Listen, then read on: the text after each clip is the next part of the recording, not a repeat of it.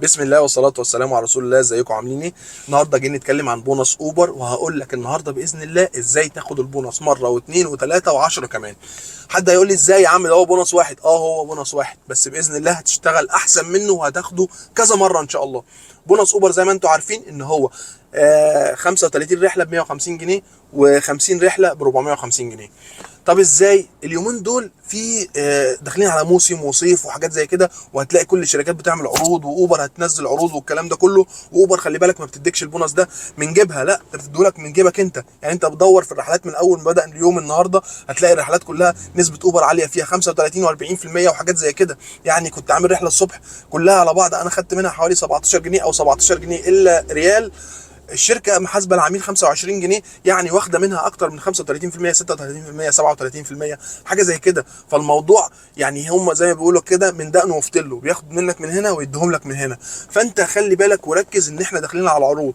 والناس ليه بتجري على بتاع اوبر بس؟ عشان بونص اوبر بدون شروط. يعني دي كل يوم بتنزل بونص، كريم كل يوم بتنزل بونص، بس ليه شروط بنت لذينه. لكن اوبر ولا نسبه قبول ولا اي حاجه، كده كده بتقفل اكس وتفتح صفر، وصفر ملهاش نسبه قبول، فكده يلغي براحته ويقبل براحته ويعمل كل اللي هو عاوزه. بس في نصيحه صغيره لكل الناس اللي شغاله على البونص دي: خلي بالك من الرحلات الصغيره. الرحلات الصغيره زي ما قلنا قبل كده، والناس القديمه عارفه لما كنا بنعمل بونص زمان والكلام ده كله، ان الرحلات الصغيره دي 15 و16 اللي هي اقل مثلا من 5 كيلو، اوعى تدي العميل 5 نجوم. ليه؟ هو يديك 5 نجوم وانت تدي له 5 نجوم، فبعد كده يا باشا الشركه تقول لك رحلات وهميه وانت متفق مع العميل والكلام الفاضي ده عشان تحقق البونص.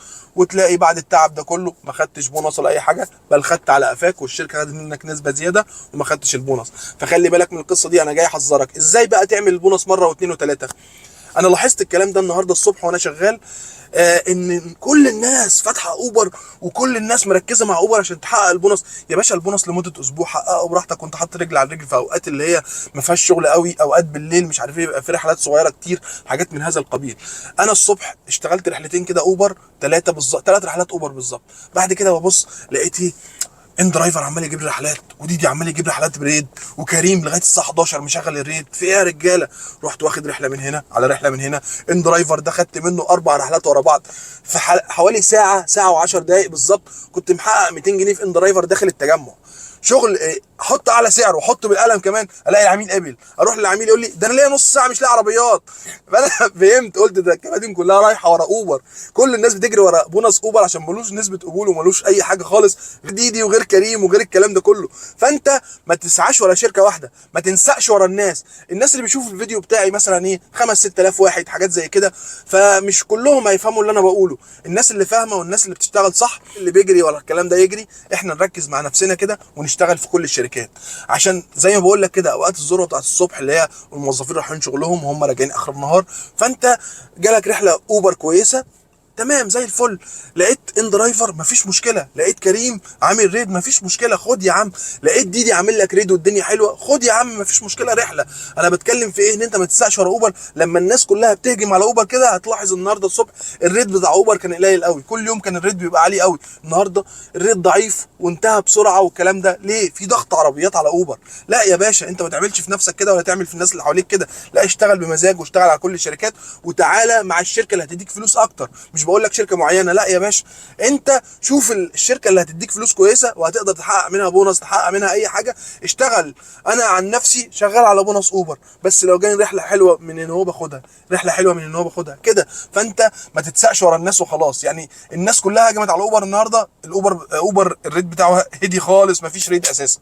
فهي دي الفكره، ان احنا داخلين على موسم وهتلاقي الشركات كلها بتعمل لك عروض، وده يشدك شويه وده يشدك شويه. فانت يا باشا انا مع المصلحه، بس الشركه اللي تجيب لي شغل كويس ومصلحه كويسه انا بكون معاها.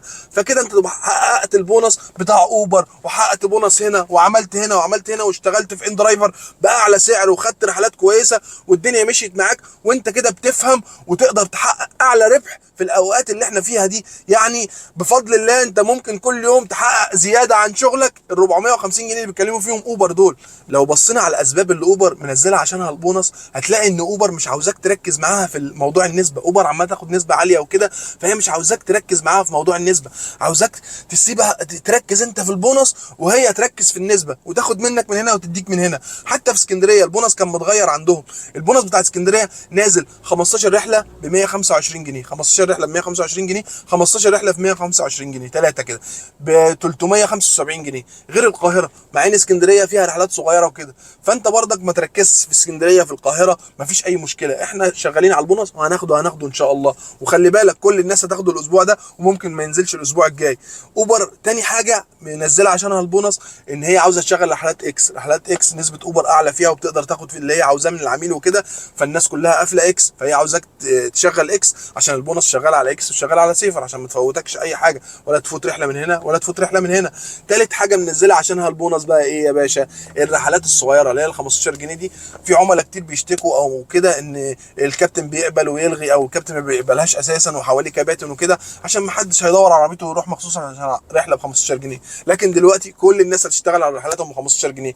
بس انا حبيت بس اعمل لك الفيديو ده ليه؟ عشان انبهك من الكلام ده، عشان في ناس بتتساق ورا اي حد، بتتساق ورا اوبر شويه، ورا مش عارف. لا يا باشا، انت شغال وخليك راسي وهادي كده ورايق، واشتغل بما يرضي الله، واشتغل مع الشركه اللي هتكسبك وتديك فلوس كويسه. بس يا رب اكون فدتكم بالفيديو ده. واهم حاجه لو عجبك الفيديو اشترك في القناه وفعل زر الجرس عشان يوصلك مننا كل جديد، وما تنساش الاشتراك في جروب التليجرام، هسيب لك اللينك تحت الفيديو.